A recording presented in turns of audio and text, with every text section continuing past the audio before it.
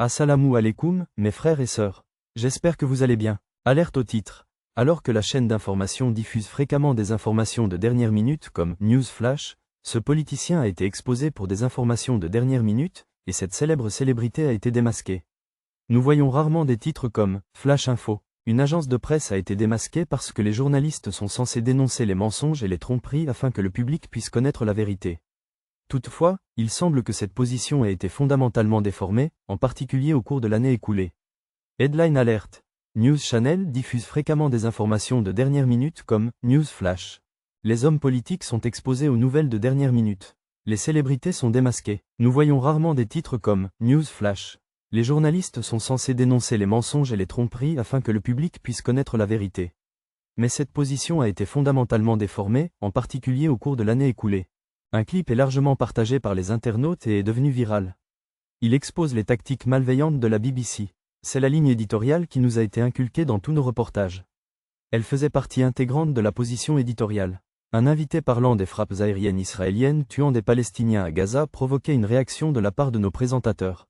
Il nierait que la nourriture est une punition collective et que nous devrions tous être clairs en disant qu'Israël soutiendra, évidemment, qu'il a le droit de. La ligne éditoriale de la BBC était claire. Présenter Israël comme se défendant contre les attaques palestiniennes à Gaza. Nos présentateurs ont reçu pour instruction d'éviter le terme « génocide » dans leur couverture et, si une personne interrogée l'utilisait, de le présenter comme un acte de violence spécifique. Nous comprenons le pouvoir du langage et la réticence de la BBC à utiliser ce terme était évidente. Nos présentateurs ont souvent paniqué lorsqu'ils ont parlé du Parti travailliste, qui a toujours soutenu les initiatives de paix. La BBC fait très attention au langage qu'elle utilise. Elle n'utilise pas le mot « génocide » parce qu'elle sait qu'il est chargé d'émotions. Elle a donné à ses journalistes des directives sur la manière de couvrir le conflit. Dans ce clip, un journaliste de la BBC explique comment lui et d'autres présentateurs et reporters ont reçu l'ordre de répondre à des questions spécifiques sur les morts palestiniens. Ils ont reçu l'ordre de présenter le conflit d'une certaine manière. Il est clair que la BBC soutient désormais ouvertement le génocide. Nous devrions éviter d'utiliser certains mots pour le décrire. Comme le montre ce clip, une journaliste de la BBC connaissant de l'intérieur l'organisation en dévoile les rouages. Elle révèle que le 7 octobre 2023, elle et d'autres présentateurs et reporters ont reçu des instructions strictes sur la manière de répondre à des demandes spécifiques et sur ce qu'il faut dire chaque fois qu'il est question des morts palestiniens. Elle a révélé que les correspondants de la BBC avaient reçu l'ordre de présenter la mort comme un acte d'autodéfense israélien ou de souligner la violence du 7 octobre en réponse à toute demande de renseignement ou expression de compassion pour les Palestiniens.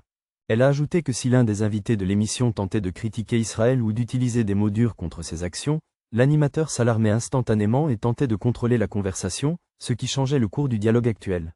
Elle a également révélé que les animateurs de la BBC avaient reçu pour instruction d'adopter une attitude totalement différente envers les invités israéliens et les invités palestiniens.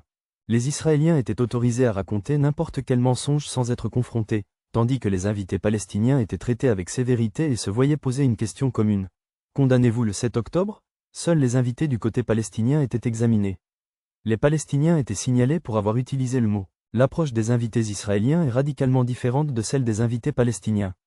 Alors que les invités israéliens sont libres d'exprimer des mensonges en toute impunité, les invités palestiniens font l'objet d'un examen minutieux, et il leur est souvent demandé s'ils condamnent le 7 octobre. Les Palestiniens, en particulier, font l'objet d'un examen minutieux pour avoir utilisé le terme « sioniste », qui n'est généralement pas une source d'inquiétude. Même les ONG occasionnelles, telles que Human Rights Watch, ont été incluses. Ces organisations ont joué un rôle crucial dans la couverture de l'Ukraine et d'autres conflits. Cependant, il y a eu un déséquilibre notable dans la couverture, les invités israéliens recevant beaucoup plus d'attention. Les intervenants israéliens ont bénéficié d'une marge de manœuvre considérable pour exprimer leur point de vue sans trop d'examen. Il est clair que les bébés de dos ont été incendiés et qu'on leur a tiré une balle dans la tête, alors qu'on demandait à tout invité palestinien de condamner le Hamas. Je voudrais vous poser une question directe sur les actions du Hamas aujourd'hui. Les soutenez-vous ? Comme si condamner le Hamas était le prix à payer pour pouvoir l'humaniser dans nos reportages ? Nombre de nos présentateurs ont été confrontés à un interlocuteur palestinien ou ayant perdu de la famille à Gaza, et il y avait une telle absence de « je suis désolé pour votre perte personnelle, mais je dois être clair, vous ne pouvez pas fermer les yeux sur le meurtre de civils en Israël ». En conséquence, de nombreux producteurs ont hésité à placer un invité palestinien vulnérable devant un présentateur de la BBC. Telle est la réalité pour les médias tels que la BBC, CNN et Sky News.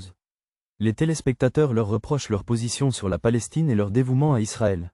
Je suis désolé pour votre perte, mais je dois être clair, vous ne pouvez pas approuver le meurtre de civils en Israël.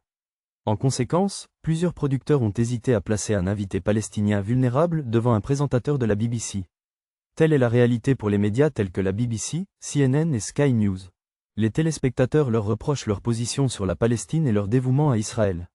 Sky News a même été accusé d'avoir supprimé un flux en direct et de l'avoir modifié, car l'original montrait des Israéliens en train de causer des dégâts à Amsterdam. Le plus intéressant dans cette affaire est que le démasquage de la BBC est dû à une enquête menée par un autre média, Al Jazeera. Elle montre inlassablement et continuellement la réalité de Gaza et de la Palestine tout en exposant les mensonges cachés et la vérité est du côté du peuple, et le peuple regarde. Le régime israélien a peur de la vérité, et pour cause.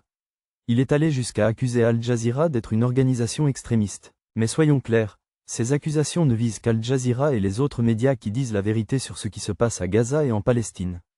Israël a peur de la vérité, et c'est pourquoi il tente de faire taire les voix des journalistes, comme celle d'Al Jazeera. Israël a peur de la vérité et c'est pourquoi il a lancé une guerre contre les journalistes qui défendent la vérité. Les journalistes qui défendent la vérité sont confrontés à des difficultés inimaginables.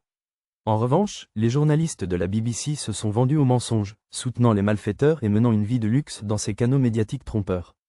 Rares sont ceux qui défendent encore la vérité. Qu'Allah subhanahu wa ta'ala nous protège des mensonges et de la trahison.